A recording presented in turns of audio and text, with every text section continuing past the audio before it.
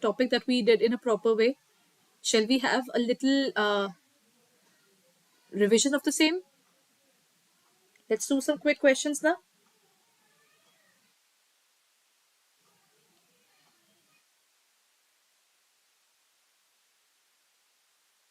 Okay. What do you mean by the term debtor, everyone? Kindly answer. What do you mean by the term debtor? How can we define the term debtor?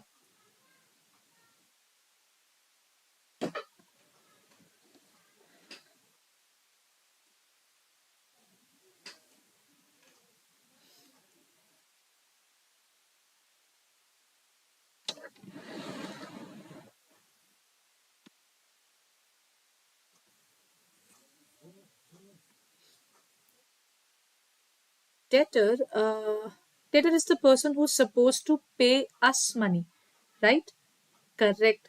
That is basically a receivable. That is something, the person who will pay us in our future. So technically, when we define debtor means a person who is an asset to the organization, right? He's not a liability, he's an asset to the organization. Why is he called an asset? Because this particular person will give money to the organization. Based upon this, we have the various users of accounting. Who are the various users of accounting, everyone? Let's talk about the basic users first. Subhan sir, this is basically the English medium class.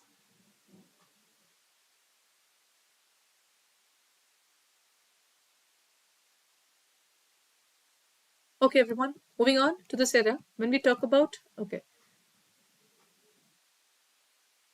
switching off the camera for the moment. Can you see this? This is called the users of accounting. How do we define the term users of accounting? Users means someone who is interested in your accounting. The last step of the accounting cycle was communication. So when we talk about communication, they are the users of accounting who are interested in that particular scenario. This is the English medium batch, sir. There are two batches now. There are two batches going on. One is the bilingual batch, the other one is English medium batch.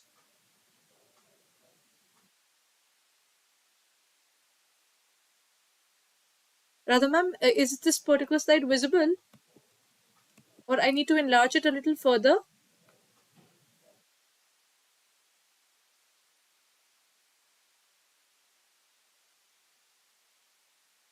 Okay, this is the maximum I can do with it. I hope it's visible now. Is it clear now, sir?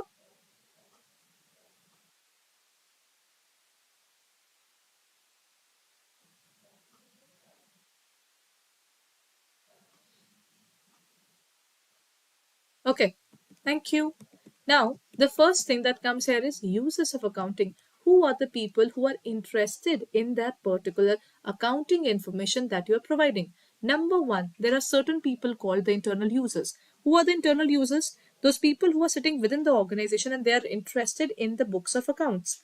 So, when we talk about this scenario, who are internal users of accounting, they are sitting within the organization and they are asking, what is the profit that the organization has earned this year? What's the loss which we suffered this year? Now that is something they should look forward to. Divya ma'am, as such, I would always suggest you to prepare your own notes. Even though there is an ebook provide, the ebooks would be provided to you, and in the later classes you'll also get the PDF of my class as well. I think from tomorrow onwards, maybe from the upcoming week, the PDF would be visible to you for the next upcoming classes that I'll be taking. So overall, ebooks would be there, my PDF would be there, but I will still suggest note down things, because the more you note down, the chances are higher that you'll be able to work in a proper way.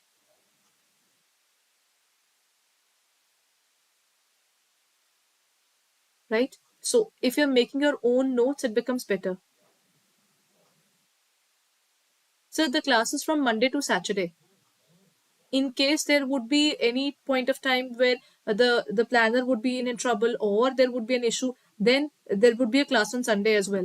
Currently, I can suggest you that from Monday to Friday we study, Monday to Saturday we study, and on Sunday everybody looks forward to whatever we studied till Saturday. So this makes your work easier.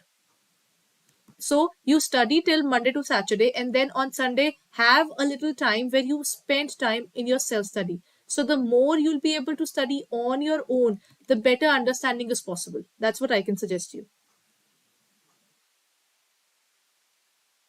Right? Okay. There are the few tips. As a student, even I used to take up these things. So that is what I can suggest you. Because I know being working, it becomes difficult. So I understand everybody is working and everybody gets tired. So I cannot expect you to be robots who will be dealing with the class and then making the notes as well as reading it through the class only. It's not possible. So with due respect there, keeping in mind that you also have your time for your self-study, the class on Sunday would not be there until or unless there's an issue. Right? So you get your enough time so that you can study and have questions on Monday. So Mondays can be kept for the doubts there. I'll keep around the time by the end of the class so that you can have a word with me. If there's any doubt, then we can clear it up during Mondays only, because you have that particular Sunday to note down whatever you studied during the year, during the week. Okay. On a genuine note, I'm telling you, at one point of time, whatever I'm teaching, you'll be able to get it. But when you read it on your own, that is where the doubts will come. So whenever you have doubts, kindly keep a note of those doubts, and by the end of that week, you need to go through that. In case you are not able to clear it up with the videos, then on Monday, let's have a word about it. So you have given yourself the time to understand accounting on your own as well as with me, and then we would sort out the problems. There can be a systematic manner through which everybody would be able to work in a proper way. Otherwise, everybody would be under so much of stress, which is definitely not required. Right? Okay. Now, coming back, who are the various users of accounting? Right? I am a user of accounting. I said that I am an employee and I would like to know what amount this organization is earning because I want incentive. So the organization will say, what kind of incentive are you looking forward to? I said, I am an employee. I would like to know whether the organization is making profit or loss. If my contribution was significant, why not increase my salary? Right? That means the employee would ask about the same. Then managers are always interested in telling the organization that, do you know, I have made this much amount for the organization. So I expect that being the manager there, if my performance is increasing, you increase my salary. Now, the owner is always interested for an obvious reason that this is his organization. He needs to know whether the organization is making good money or not. That is the owners of the organization. So they are always obsessed with the organization and it's working. Right?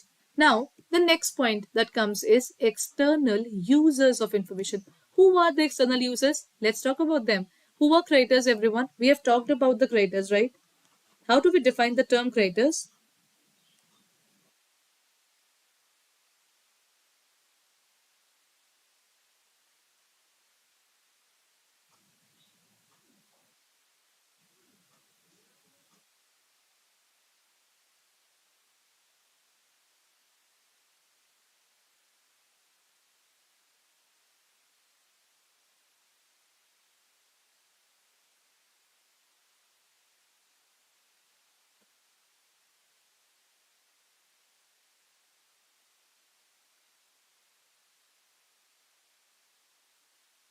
Who are creators, everyone?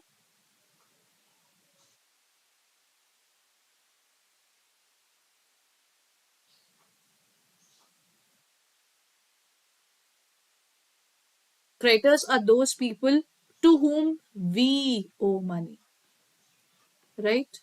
So we are supposed to pay money to these people, right?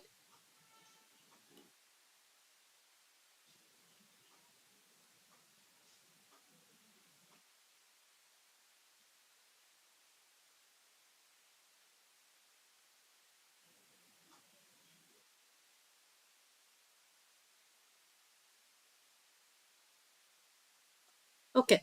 So creditors are those people who owe the money to the organization. So yes, these are the people to whom we are supposed to pay as we bought goods from them, right?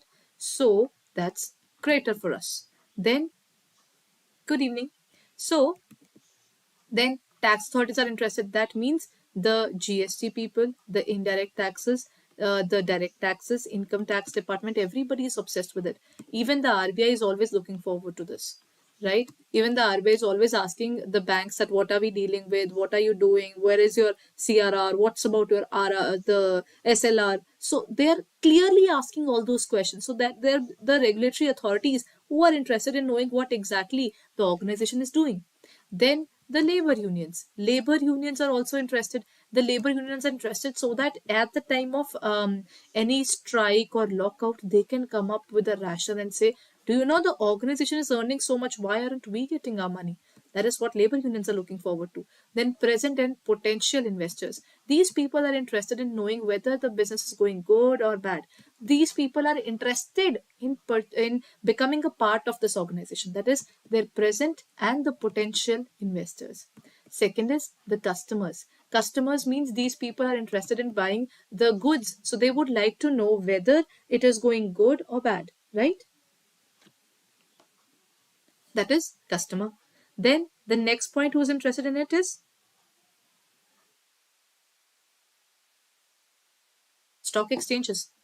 The stock exchanges here would mean SEBI is also interested. All the companies which are listed, even the banking companies like HDFC and even SBI, these organizations are listed on the stock exchanges. So it is required that these organizations get that particular importance, that whenever you prepare your accounts, you go and tell them, this is my books of accounts. Every bank is required to provide their banking statements after every month or every quarter to the RBI. That's one of the basic questions. Even SEBI also asks the same. Is it every month or every quarter? They submit their financial statements. Correct. It is actually quarter, right? So after every quarter, they are supposed to provide that information. That means they don't even end for the financial year to end. These statements are submitted every year, and that too 4 times, right? So that's one of the basic challenges which these organizations are facing. Okay, now moving on to the next point.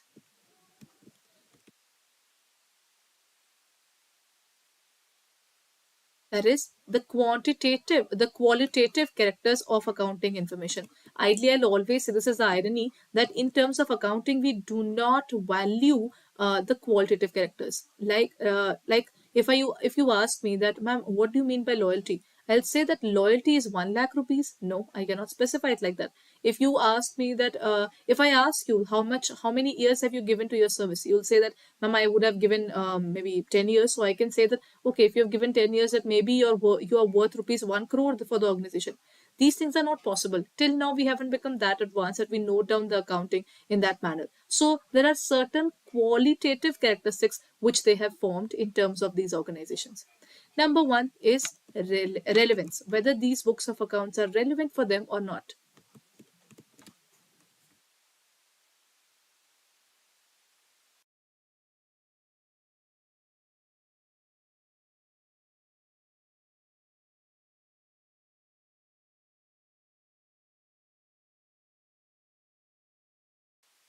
Now, with the relevance, the next point that comes is,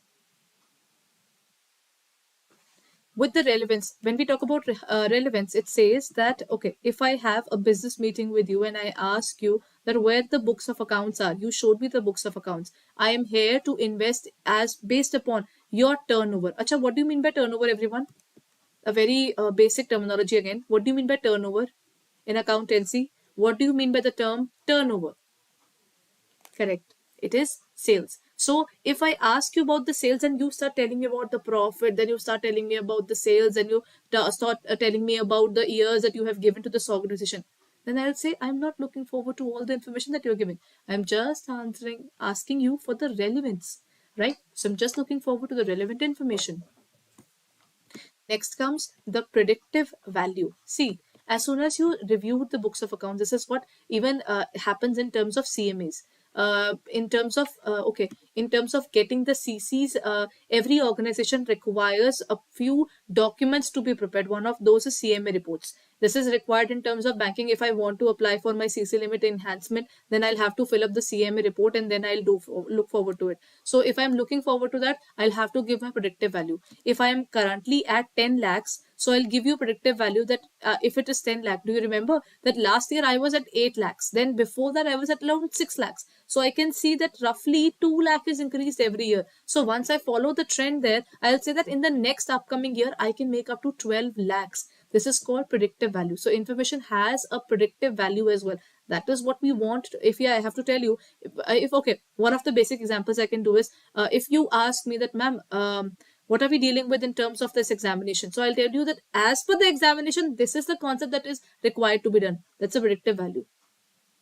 That is what is required in terms of accounting information. Then confirmatory value, if I say it is rupees 10,000, you agree to it is rupees 10,000 and we have a proof of the same. That is what we can say. It can be confirmed. It is confirmatory value. Materiality. Okay, what do you mean by the term materiality, everyone? Can you please try for that? Go ahead.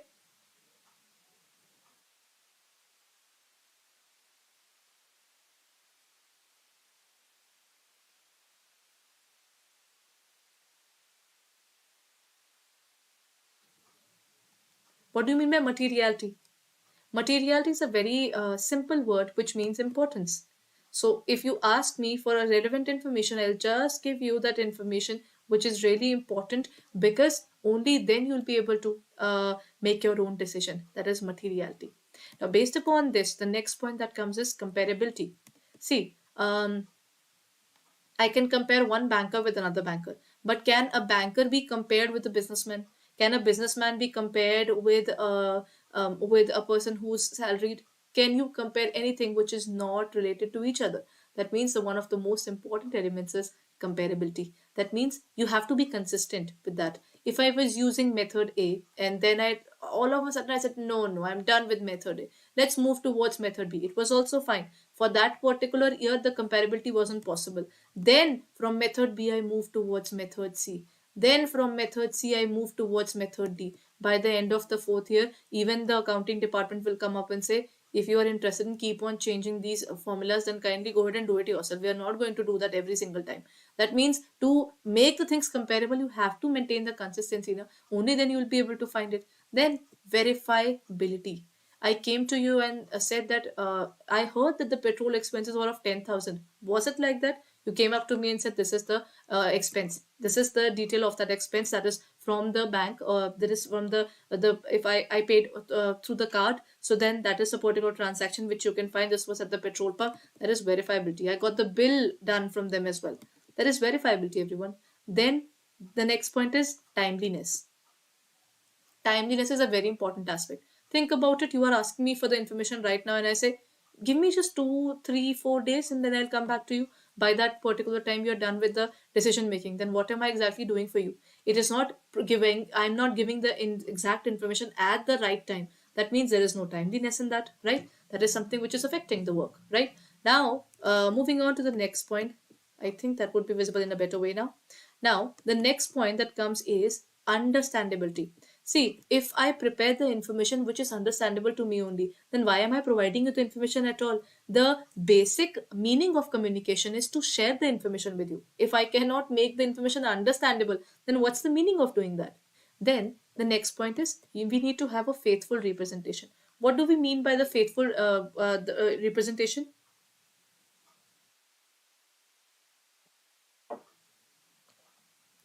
Number one is providing complete information.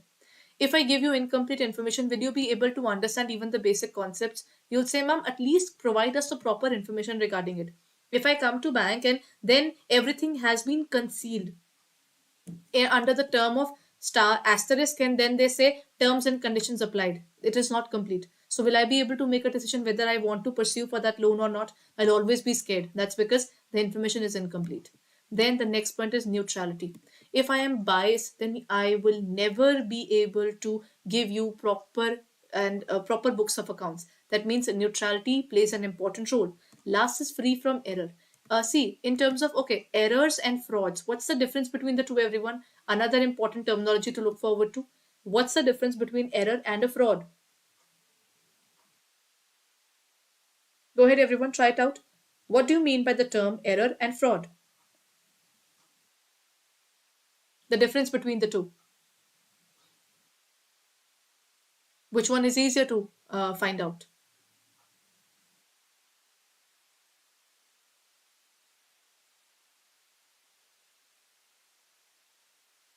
Error is something that is related to the fact. Snehal ma'am, I can say that they are both made by human.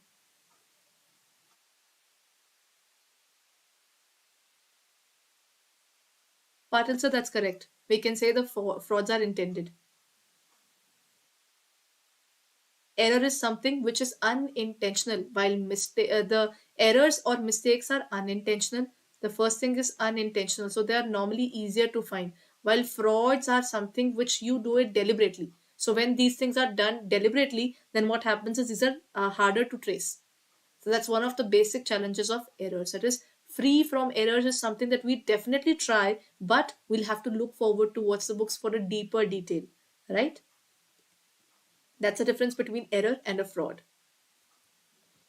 Okay, now let's move forward and understand another important area of accounting, which means the various concepts of accounting. With every topic, kindly note down if there's any new term that you are understanding or finding new or difficult that you might forget in future. So kindly note down and kindly note down those specific terms. One of my ways has always been like in the area of notes, I have a particular area which I called quick notes, and there I make a hashtag and note down whatever I want myself to remember while preparing on the last day. So I used to prepare my own notes, so that is what I still do.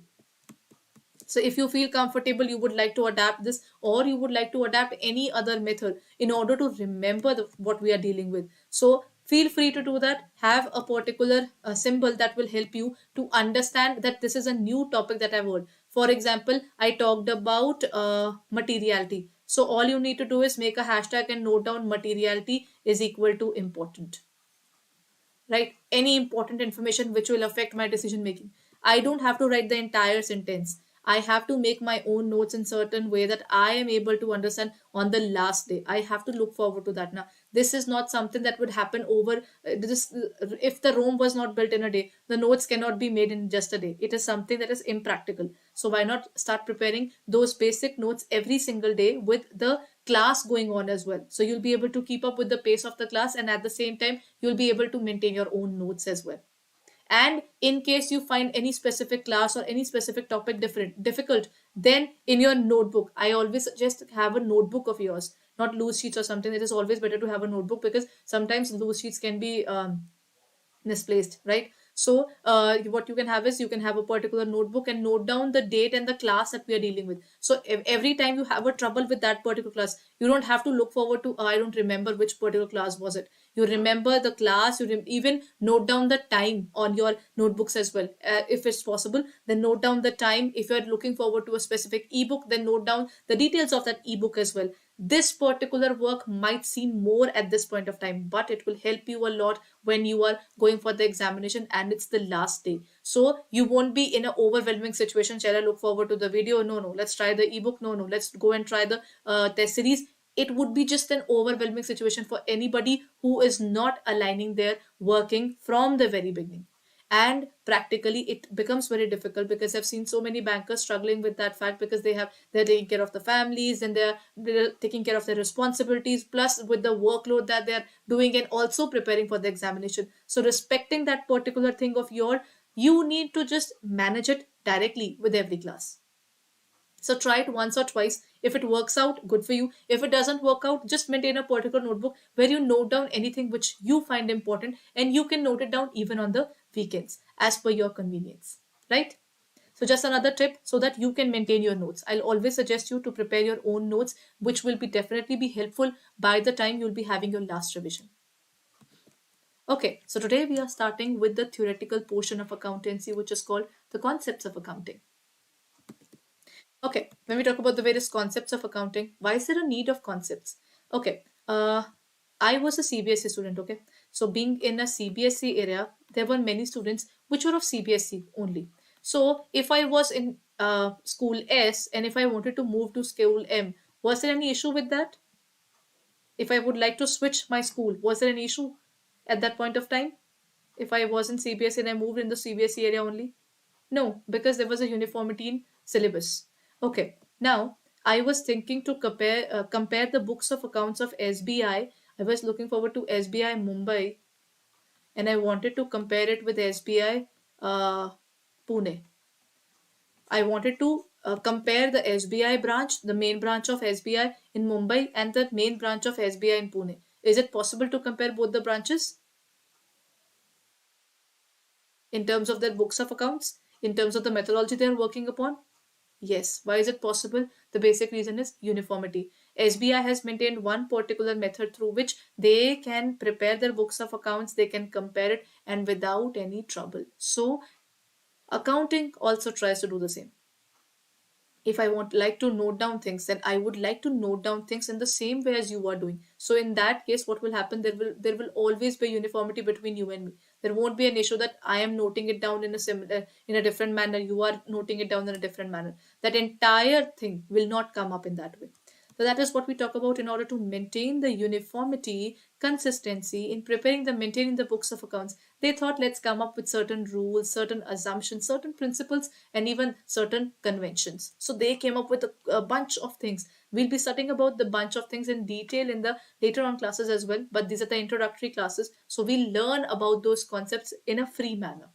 They have their rules or principles classified right into concepts. What do you mean by concepts? Just a theoretical way of telling you. For example, if I tell you that I believe in honesty, I believe in punctuality, if I believe in any specific area of life, that is something which I have been brought up, that is my values. So that is what my concept of life is.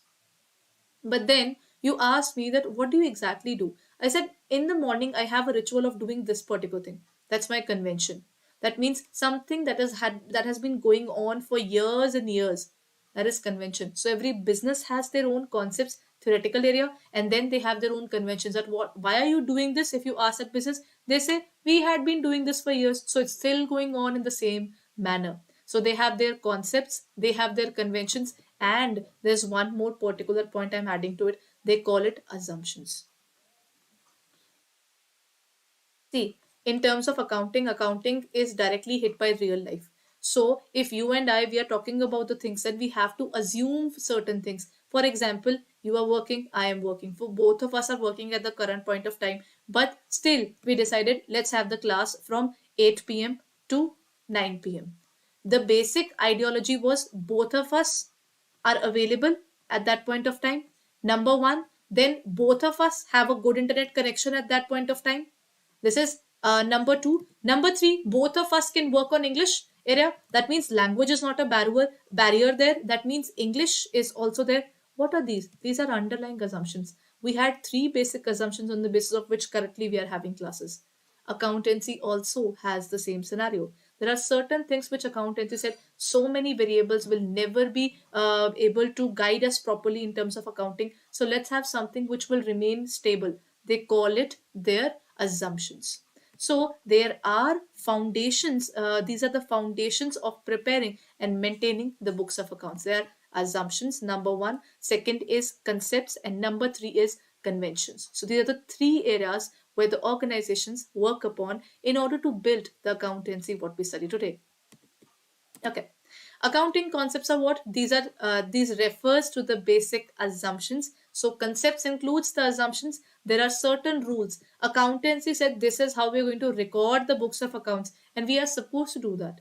Why? Because okay, one of the basic things. If I look forward towards stopping at the red light, why do we do that? Why? Because that rule is formed, and at the same time there is a basic penalty on not doing the same as well. In the same case, if I do not prepare my accounts as per the required manner, then it won't be allowed, right? So I'll be penalized by income tax department or maybe the Companies Act as well. Okay, Lilavati ma'am, if we talk about conventions, conventions means what do we mean by the term convention, everyone? In terms of English, it's said that something that has been done traditionally. Na? If sometimes we say na, they have a conventional thought process, that's why they don't allow their women to wear so and so kind of clothes. That means that is the way their family has been working for years. So even in business, these are dealt with humans. So we humans have a certain way of working, right? So when we talk about conventions, these are the traditional things that are going on in this particular manner for years. So when we talk about this era, it is basically rules or principles which work as the basis of recording of the business transactions and preparing the accounts. So that's what we define as the the conventions. Now, with the area of concepts, these are the various concepts that we are going to study in our classes. Number one is business entity concept. Okay, what do you mean by the term business entity, everyone? How do we define the term business entity?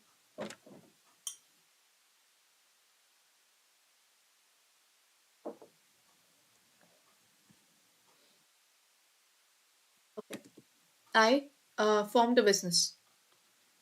This is my business where I introduced money.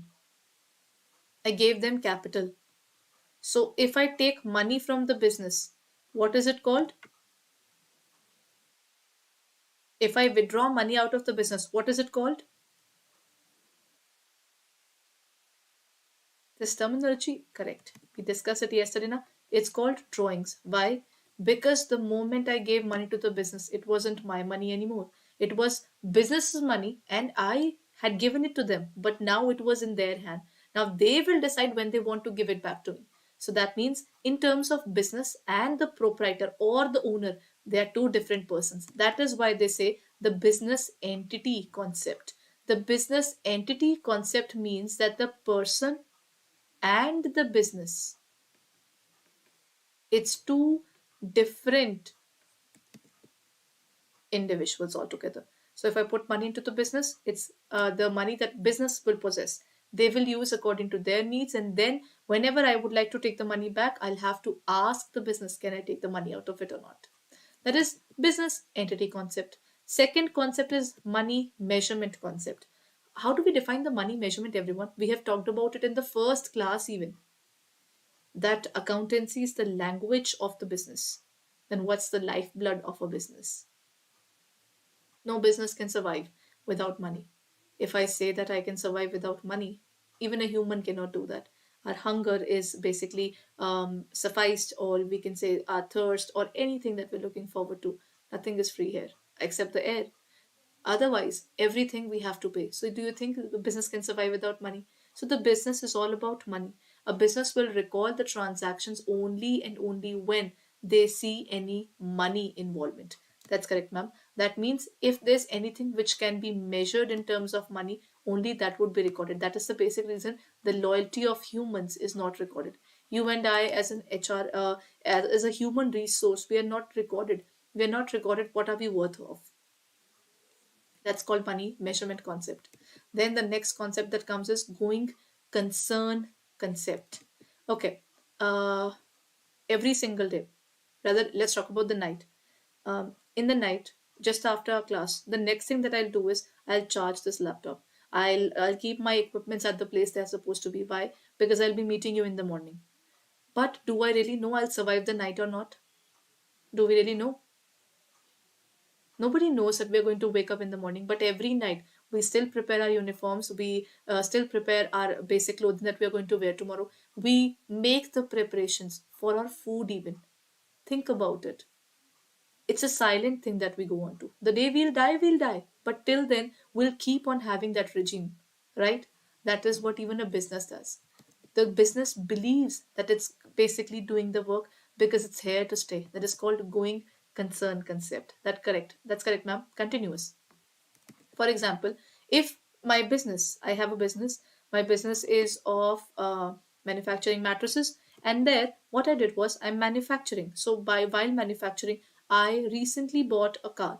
On an average, what's the life of a car? We believe that a car can run through for 12, 10 to 12 years on road. So there's a silent belief there that if the car will be there if in my business for 10 to 12 years, no doubt it would be there for those 10 to 12 years only. But my business is going to survive even beyond the life of this car, isn't it? That's called going concern concept. This concept clearly states that the organization is going to continue until or unless the organization itself comes and says, I don't have money, I would like to switch it off. So that means the going concern concept says the organization is going to continue till the time I don't put an interruption to it. Next is accounting period concept. Okay, let's talk about it. I just gave you a book.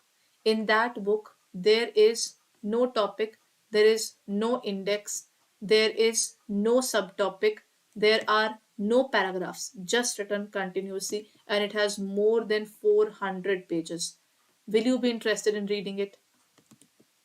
I am someone who's a curious reader. I will definitely not do that. Why? Because they are not specifying. They are not putting an end to it. They're not putting any kind of page numbers. They're not putting the things in such a way that they're not converting it into small chapters so that I can see there are certain checkpoints. Oh, I have cleared this much amount of the book. Do you know, if I talk about Gita, I was just reading Gita. So if I'm reading Gita, there we have 18 adhyay, right? With every adhyay, they have a particular area, they have dohas. So why are they defining it into these areas? To understand things better, we need to divide it into different areas. If I tell you that my business, do you know my business started in 1950s and today is 2022? Can you read, can you evaluate the entire business in one day? You will say this sounds insane. How can I actually understand this business from 1950 to 2002 without dividing it into different areas? So, how do we divide it? We divide it using the accounting period. We will divide it on the basis of we'll start from 1st of April every year and then to the next 31st of March, we'll study that business. And then we will start the next year. Correct, ma'am. That is how we define the term accounting period or what we define as the financial year. Now, this financial year, which the banks are following, which you and me as an individual are following, we are also submitting our returns as per this. Why is there a need of that? The basic reason is income tax department. IT department came up and said, we'll start our year from 1st of April, we'll end our year or 31st of March. So you'll have to do the same as well. So whenever we have to file the returns, we prepare our returns from 1st April to 31st March. So that's the accounting period concept. Then accounting cost concept. When we talk about the costing, the moment I buy something, the cost of that particular thing would be determined on the basis of the amount that I would have spent on it. That is what we call as the accounting cost concept. Next is duality aspect concept. What do you mean by duality, everyone? We have talked about double entry bookkeeping in the last class now. So how do we relate it with the duality aspect concept? Accounting says even if I have to buy a simple pen. Okay, Leelavati ma'am, when we talk about monetary and the cost concept, there are two different concepts. If I bought a particular AC from you, right? I bought that AC from you. I had to pay the installation cost. I had to pay the freight. So the amount, the total amount that I would have paid to you, that is accounting cost, right? That is what we can call the accounting cost. I'll record the amount only when it has been incurred, and this is what my asset actually costs. And I'm not going to revalue every single day. Then, in terms of monetary concept, it's like right, it's like the final amount that we are paying for that particular thing. We record it as per that particular amount. It is also called historical cost concept. Now, in terms of money measurement, why are we recording it in the first place? Because I said money. So as soon as we heard the term money, we'll record it. That is what the money measurement concept talks about. So if I have to turn it, I have to tell you in terms of a human thing, I am obsessed with money. So I'll always listen to everything that relates to money. That is something that money measurement concept says. While accounting concept says that once the expense is done, kindly note it down after that. Now, that is what accounting cost concept talks about. Then realization concept is another brother of money measurement concept. They say, you would like to record a transaction? They said, yes, we will record that transaction only when we receive the money, realize the money. That is called realization concept. Vinusa, that's correct. That means duality aspect concept says, if I buy a pack of chips, I lose money. If I sell a pen, then I have cash and I lose the pen, right? That is duality aspect concept. That means in every organization we have one debit and equal to one credit. So they are the only two aspects on the basis of which The entire books of accounts are prepared. Next is accrual concept. When we talk about accrual concept, every transaction will have debit and credit. It can have multiple debits and it can have multiple credits as well.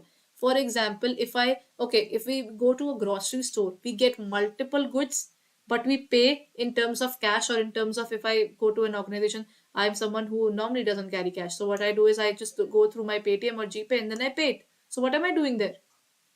For all the debits that I'm getting, there's only one credit. That is my bank account, right? That would be debited. In terms of the bank, it would be debited with that particular amount. And if I talk about in terms of my accounting, I am losing my cash. So I'll say I lost my cash, or my bank balance. I'll show it on the credit side in my personal accounts. That is accrual concept. Accrual means even if it's due, kindly note it down. Otherwise, if we forget about it or not, so that's why it's always better to record the things as soon as it becomes accrued. Now, the next is matching concept. Now, this is something that people normally misinterpret. Okay, it is basically not debit is equal to credit. Matching doesn't mean debit is equal to credit. It says if I incurred an expense during the year, that was because I wanted to earn income during the year. And that is how I got my profit during the year. It's all about getting everything during the year. That is matching concept. That means if I got my Wi-Fi here, I am getting that Wi-Fi so that I can earn my profit, right? And but too, that particular Wi-Fi is paid, so Wi-Fi bill is paid so that I can get money during this year, isn't it? So it is the matching concept. Last is verifiable objective concept. As soon as I said that, do you know, I spent rupees 10,000 on the petrol. So there you'll ask me, ma'am, can you show me the invoice? I'll show you the invoice and the deal is over there. We both know that I am correct in terms of showing you the books of accounts, and there is pure honesty in terms of the work. Now, this is how the entire concepts of accounting work. Okay, so is all of these concepts clear, everyone? We'll discuss about the theoretical portion as well. Don't worry.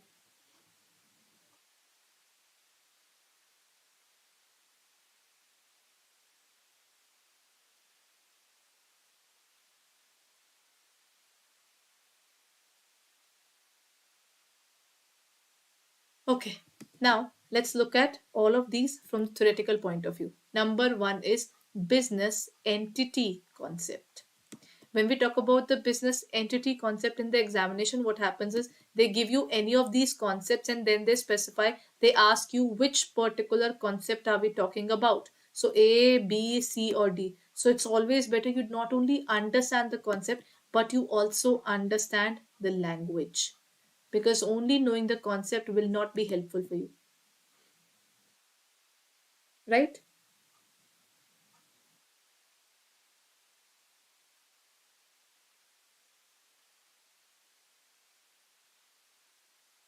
Now, when we talk about the business entity concept, it says that this concept assumes for accounting purposes that business enterprise and its owners are separate independent entities. That means the human is different and their business is different from that. That means Tata is different and Mr. Ratan Tata is different from the organization.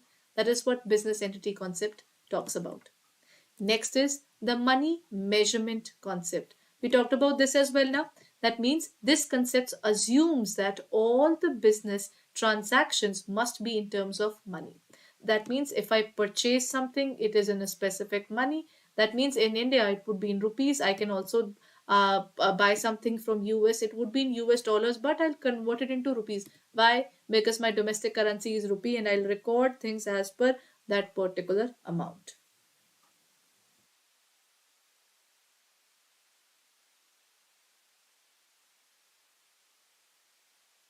Right? So that's how we record these particular transactions, money measurement concept. Acha. Now comes the next point that we've talked about, that is going concern concept. Now, the theoretical portion of it says that this concept states that a business firm will continue to carry on its activity for an indefinite period. A business will continue for an indefinite period, but let me give you an incident that will help you to understand when the business is actually stopping. For example, what happened was the business had three major machines for productions. But what happened was, but what exactly happened was two of these machines are sold by the end of the year, and the last one is also on sale. What does it indicate? Is the organization still having going concern, or the assumption of going concern is being hit now? If such a thing happens, there is no definite future that you can see for this organization, because most important documents have been sold, or most important machineries have been sold. So there is no future that you can see, as they are not buying more, right? That means, simply stated, it means that every business entity has continuity of life, and this will not be dissolved in the future. But if it will be dissolved in future, then one more thing would come up. We use a particular concept called full disclosure. So you'll disclose the entire information to the shareholders, and you will tell them that out of the three major machines, we have sold the two major machines, and we are not looking forward to buy more machines, which is an indication that we might put down our business from the next year for, or maybe a specific period of time. So these kind of points are raised in the examination from the point of view of a weird case study question. So kindly go through these topics not only on the basis of this particular the concept that we have just studied the concept, but understand and read between the lines so that you can look forward to it, right? Now, that is what we define as the going concern concept. Moving on to the next point, that is accounting period concept. Now, all the transactions are recorded in the books of accounts as per the assumption that profits on these transactions are to be ascertained only for a specific period. It can be a calendar year, or in India, what we call is a financial year. In terms of financial year, it starts from 1st of April and ends on 31st of March. Right? So this is how we define, and this is what we call as the financial year. In our country, this is the financial year. Okay, so this is accounting cost concept. The accounting cost concept states that all the assets are recorded in their books of accounts at their purchase price. Lilavati ma'am, one of the basic things that we were talking about, that ultimately it's the final amount, right? So that is what we define it here. The final amount that we are paying. Okay, I hope now it would be visible now. It is the final amount that we are paying as the purchase price for acquiring. That means for purchasing, then for the transportation and installation, not at its market price. For example, I went to buy a car. The ex showroom price was, say, 7,48,000. And then when I got my car, they said that you need to get your insurance done, you need your RC. So for that, plus all the accessories that you need, we are adding rupees 1 lakh more. So what would be the amount as per the transaction for me? Will it be 7 lakh 48, or will it be 4 lakh 40, 8 lakh 48? What would be the correct value that I'm paying for this car? You'll always talk about, we always say that on road price for this particular car. We never talk about the X showroom. We do not talk about XYZ. We genuinely talk about the on-road price, that I have paid this much. As soon as I get a particular AC and I'm getting it installed, because without installing, I cannot use my AC, isn't it? So if I'm getting it installed, what am I going to do about it? To get it installed, the next thing that I'm doing is I am getting an AC, plus I'm also paying the installation charges for the same, right? So combined of both the things determines its cost. So the fixed assets, building, plant and machinery, furniture, are recorded in the books of account at the price we actually paid for these things. For example, if I get my house and then I get it registered as well, right? So the charges would be, the registration charges will also be included in the purchase price of the car, of that particular house. Okay, now this is particular thing that we need to understand, the amount that we incur. If I buy an asset, and the amount that I incur in order to make it ready to use. Not put to use. Till the time it becomes ready to use. Any expense that I have incurred, that will become a part of that asset. They will also capitalize it. If I got my car, then the RC charges and everything was required. Otherwise, I could not take it out of the showroom at all. So that means I'll had to incur that expense. If I get a particular AC, I had to pay the installation charges. If the AC is just kept on the floor, how will I operate it? Right? That is how we define the accounting cost concept. These kind of questions can come up in the examination. They might give you a particular cost of that asset, and then they can give you transportation and installation charges, and they can ask you what is the cost as per the accounting cost concept. Then you will have to add up all of these costs. Okay, let me ask you a confusing question. If I look forward to it, I got a second hand car that costed me rupees, say 7,50,000. In order to make it ready for use, it wasn't ready for use. I had to get it repaired before using it. So I have to get it repaired, and inspection was required. So I spent another 50,000. So according to you, what is the cost of the car? Is it 7,50,000 or 8,00,000 rupees?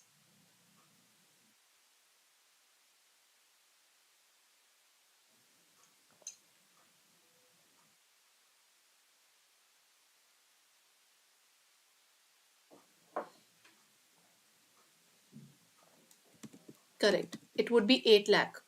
For a simple reason, to make it put to use, I had to incur certain expenses. Right? So the answer would be 8 lakhs. These kind of questions are asked in the examination. Right? I hope this concept is clear, everyone. This concept is also called historical cost concept. That means the cost is already incurred, and that is how we record these particular transactions. Not at the market value, but at the cost at which we actually bought it. Is the concept clear, everyone? Please confirm.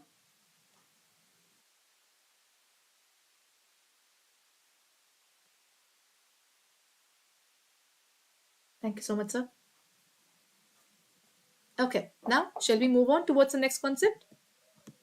The next concept is the duality concept. This is what we have already studied. It's about the basic principle. It says every transaction has a dual effect. The concept assumes that every transaction has dual effect, that is, it affects two accounts, their respective opposite sides. Therefore, transactions are recorded at two places. One is the debit side and the other one is CR, the credit side. Yes, historical cost concept and accounting cost concept are the same. There are different names for different costs, na? The different concepts.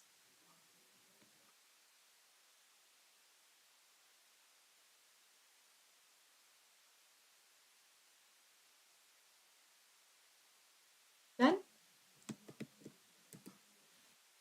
now the next concept is called realization concept. That means I will record that amount only and only if I get that money in my pocket. The term realization means creation of legal right to receive money.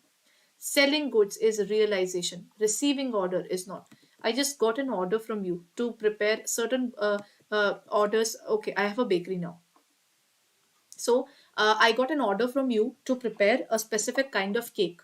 So the moment you paid the entire amount, or you paid in advance at least for the same, then I can record that yes, I have a particular order to come up. That means that it is an advance. The moment I bake the cake for you and it's delivered, that is where I note it as sales there, because I have given you the cake, you have made the payment to me. So realization concept says till the time the thing is not actually done, kindly do not record it. You'll have to wait where the certainty comes, only then we will record it as per the requirement.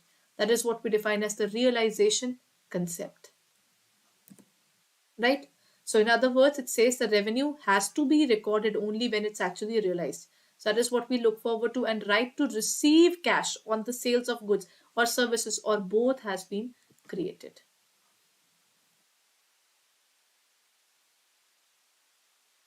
Cash realization, ma'am. That is what we can say. Okay, duality, the dual aspect. There is the duality or the dual aspect concept is based upon a very interesting accounting equation as well. We have talked about the accounting equation now. The accounting equation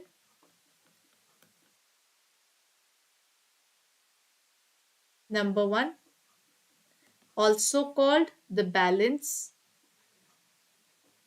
sheet equation, also called basic accounting equation. So I'm writing all the names. What was the basic accounting equation or the balance sheet equation or the accounting equation, everyone?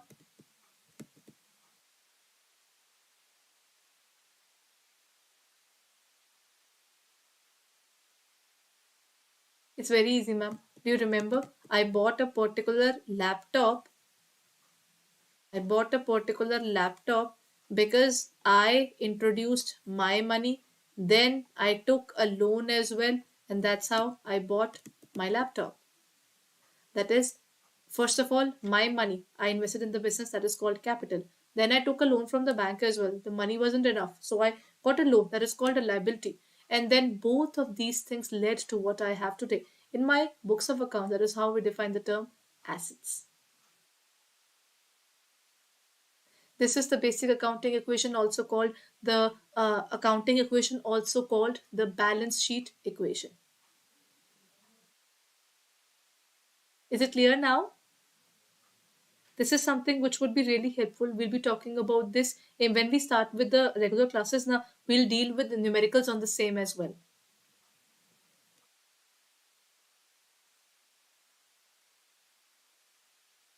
Okay, I hope there isn't overload yet. If it has been an overload, then we'll discuss the MCQs of the same in the next class.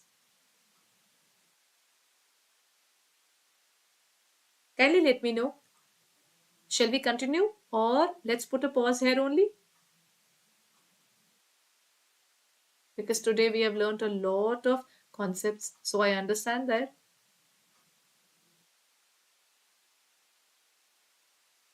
Done. So let's end this particular session here only. In the next class, we'll be discussing these. Sure, ma'am. I'll pause here only.